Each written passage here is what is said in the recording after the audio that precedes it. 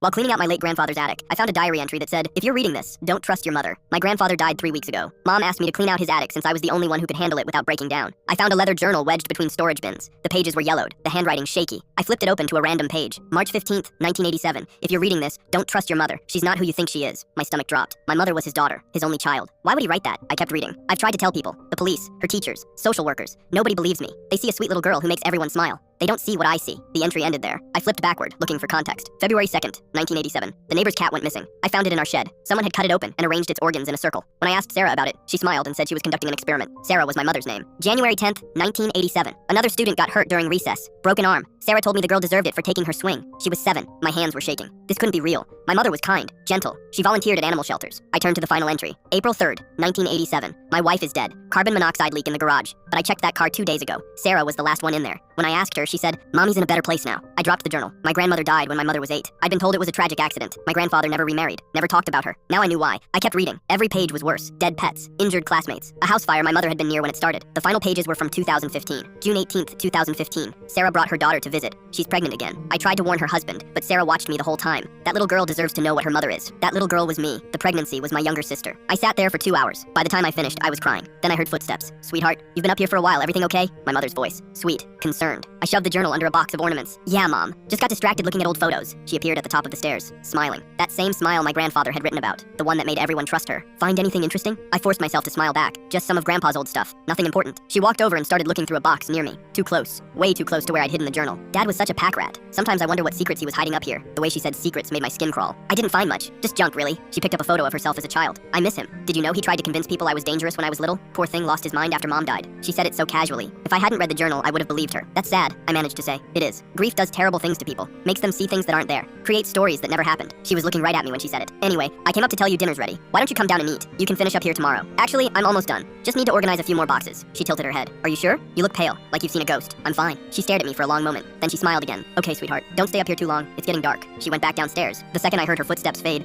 I grabbed the journal and my phone. I took pictures of every single page. Then I called my dad. "Hey honey, what's up?" "Dad, I need you to come to Grandpa's house right now. Don't tell Mom. Just come." "What? Why? What's wrong?" "Please, just trust me. It's important." He arrived 20 minutes later. I showed him the journal. Watched his face change as he read. When he finished, he looked at me. "Your mother had a sister who drowned in the pool when they were kids. Sarah was the only witness. The autopsy showed bruising consistent with being held underwater." My blood went cold. "Why didn't you tell me? Your grandfather begged me not to marry her. Said she was dangerous. I thought he was crazy. Do you believe him now?" He looked at the journal, then at me. "We need to leave. Tonight. Both of us. Get your sister and go." "What about Mom?" He didn't answer right away. "Your grandfather spent 40 years trying to protect people from her. Nobody listened. I'm not making the same mistake." We packed while Mom was in the shower. My dad texted my sister. We were in the car within 30 minutes. As we pulled away, I saw her in the upstairs window watching us. She wasn't crying or angry. She was smiling.